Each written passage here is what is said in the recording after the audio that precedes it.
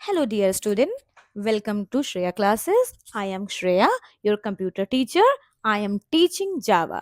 अभी तक की जिस बच्चों ने मेरी फर्स्ट वीडियो नहीं देखी है उसको प्लीज जरूर देख लीजिएगा। वो आपके एग्जाम में 20 मार्क्स को सिक्योर करने के लिए है।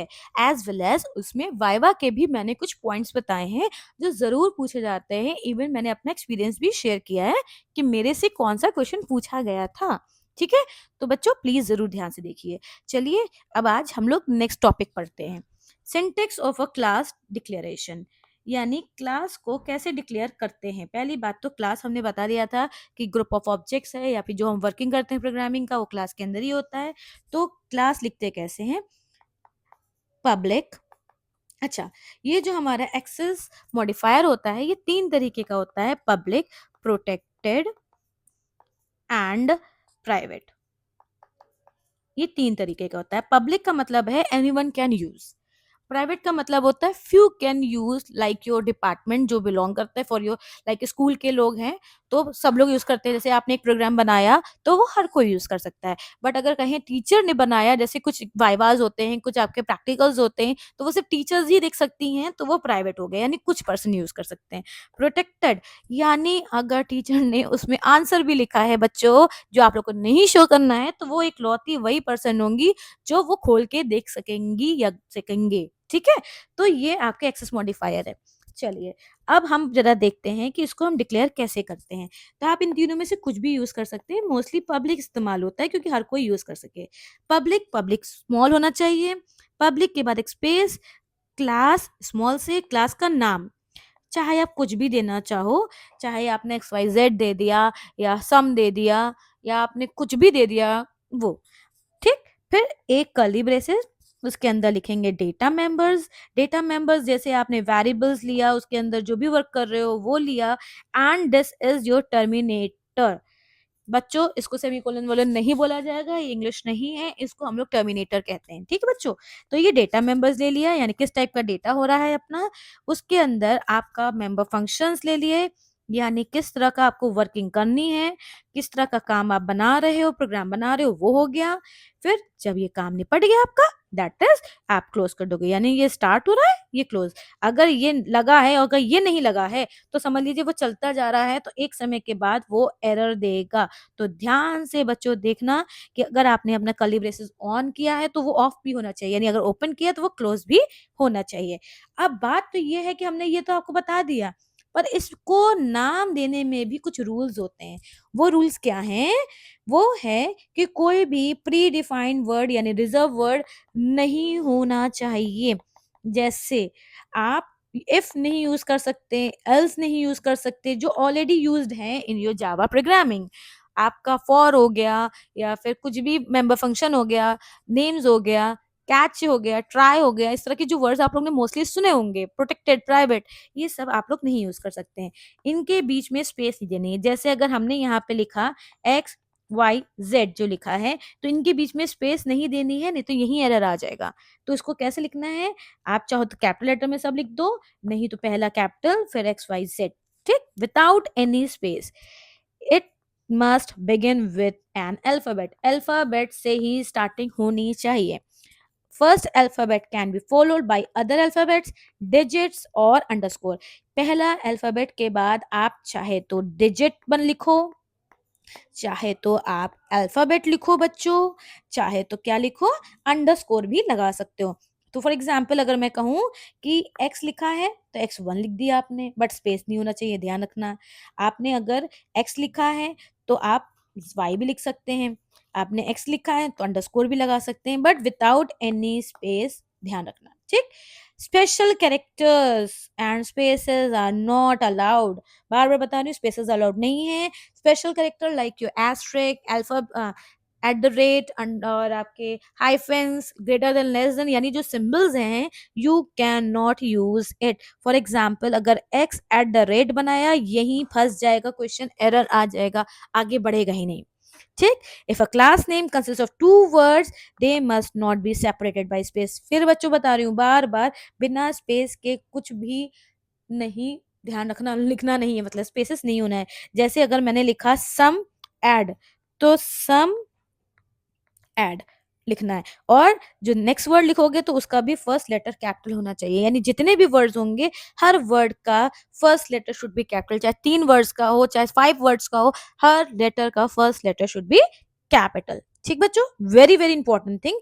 आपके ये वाइवा में भी पूछा जाता है, मेरे वाइवा में भी पूछा गया था, इवन माय फ्रेंड के वाइवा में भी पूछा गया था। चलिए, अब कुछ चीजें हम लोग प्रोग्रामिंग से रिलेटेड पूछते हैं। ये सॉफ्टवेयर आता है, 2 मार्क्स से क्वेश्चन जरूर आता है इसका। Software is a set of program. ये प्रोग्राम्स का सेट है जिसको सीक्वेंशली यानी लाइन वाइज ऑर्डर में किसी स्पेशल टास्क के लिए बनाया जाता है। फॉर एग्जाम्पल, अगर मैं कहूँ पेंटिंग वाला आपका ऐप है यानी पेंट ऐप है, तो उसमें पहले पेंसिल है, फिर रबर है, उसके अंदर कटर है या फिर वट है, उसमें लाइन वाइज सारे हैं कि अगर आप पहले यूज करोगे तो पेंसिल उठाओगे, नहीं तो इरेजर यूज करोगे, नहीं तो उसमें पेंट का वो बॉक्स बना है, रेक्टेंगल शेप्स बने हैं, तो ये सब लाइन वाइज है, यानी कई सारी चीजों का, कई सारे कमांड्स का सेट है। ठीक।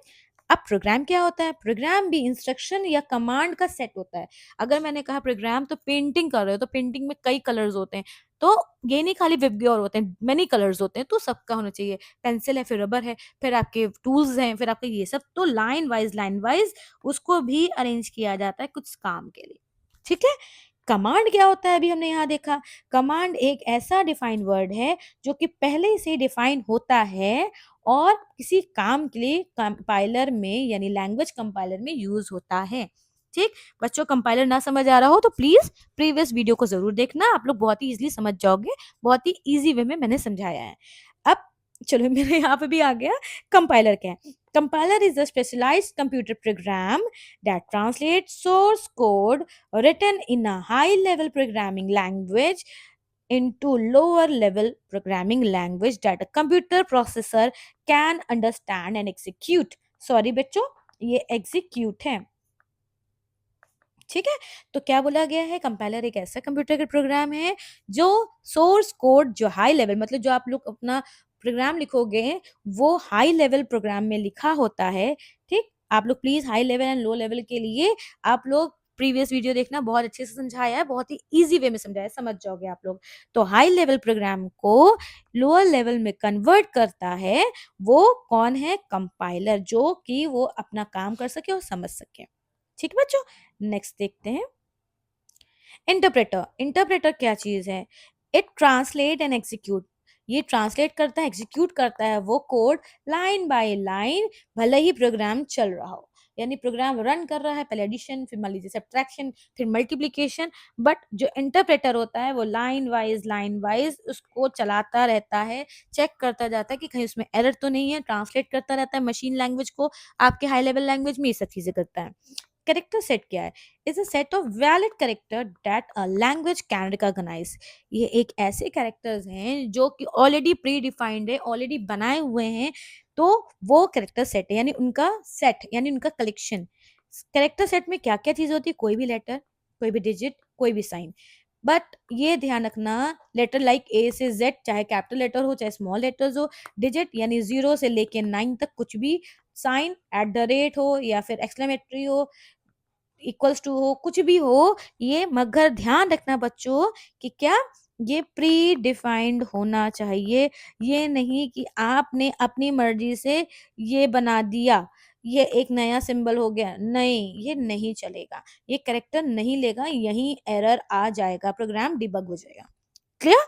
चलो, अब आया हमारे प्रोग्राम में घूम फिर के यही घुसता है, दैट इज वेरिएबल।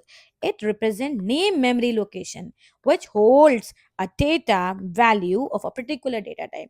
ये एक ऐसा लोकेशन होता है जिसका नाम होता है, यानी एक ऐसी स्टोरेज होती है जिसका नाम होता है, जिसके अंदर डेटा भरा होता है, किसी तरीके के डेटा। डेटा मतलब जैसे इंटीजर टाइप का या फिर स्ट्रिंग टाइप का, बच्चों सुना होगा आप लोगों ने, इंटीजर में नंबर्स आते हैं, थोड़े बहुत कैरेक्टर्स भी आ जाते हैं, स्ट्रिंग में आपके पूरा सेंटेंसेस आता है, कैर में जो होता है कैरेक्टर कहलाता है, सिंगल लेटर्स आते हैं। तो ये सब चीजों को क्या करता है? वो उसकी डेटा होल्ड करता है। अब इसके अंदर हम लोग को पढ़ना है कि डिक्लेरेशन क्या होता है। जस्ट अ सेकंड, मैं इसको इरेज कर दूं बच्चों, फिर मैं लिखूंगी अच्छे से, आप लोग समझ जाओगे। जावा बहुत ही इजी है, बस इसको ध्यान से समझना है, छोटी छोटी चीजों को समझ लोगे, पहचान लोगे, फिर इसके बाद बढ़िया रूप से निकाल लोगे। ठीक। हाँ, तो डिक्लेरेशन ऑफ वेरिएबल क्या है? आपको लिखना है डेटा टाइप, यानी किस तरीके का डेटा ले रहे हो, इंटीजर, फ्लोट या किस तरह का, एक स्पेस देंगे और वेरिएबल का नाम जो आपने वेरिएबल अपने उस काम के लिए ले रखा है वो वेरिएबल का नाम और टर्मिनेटर।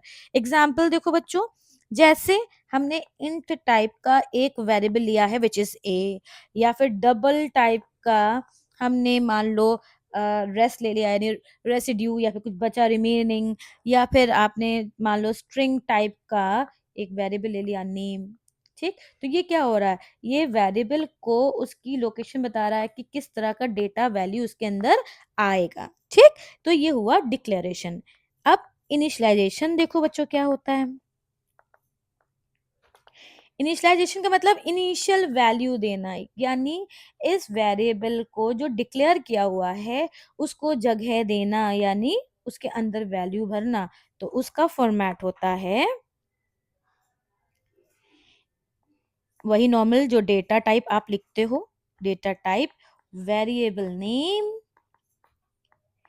इक्वल्स टू वैल्यू और टर्मिनेटर। टर्मिनेटर नहीं लगाओगे तो वो आगे चलेगा नहीं, वहीं रुक जाएगा, फंस जाएगा।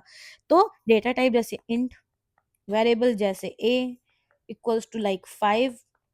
ठीक, तो ध्यान रखना है किस तरह का, तो उसमें उसी तरह का डेटा लिखना। अब मान लो मैंने यहाँ पे कैर ले लिया, कैर ए, तो आपको ए ही लिखना है, लेटर एक ही इकलौता आएगा। ये पहचानना बहुत जरूरी है कि किस तरह का डेटा टाइप है बच्चों, उस तरह का ही इनिशियलाइजेशन करिएगा। कभी कदार हम लोग खुद कर देते हैं जैसे यहाँ किया, कभी कदार हमें मंगवाना पड़ता है, और जैसे जैसे हमारे क्लासेस बढ़ते जाते हैं बिना मंगवाए हम लोग कोई भी काम नहीं करते हैं।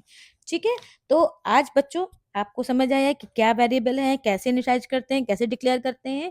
अब हम लोग नेक्स्ट वीडियो में देखेंगे कि कितने टाइप्स का फॉर्मेट होता है जावा का प्रोग्राम का। तो चलिए मिलते हैं नेक्स्ट वीडियो में। और बच्चों अगर मेरी वीडियो आपको समझ आई हो, अच्छी लगी हो, तो प्लीज एंड प्लीज सपोर्ट करिए, लाइक करिए, शेयर एंड सब्सक्राइब करिए। सब्सक्राइब इसलिए करिए क्योंकि आप लोग को बहुत ही इजी वे में आपको जावा प्रोग्रामिंग मिलेगी। आप समझ लो जीरो से हीरो बन जाओगे।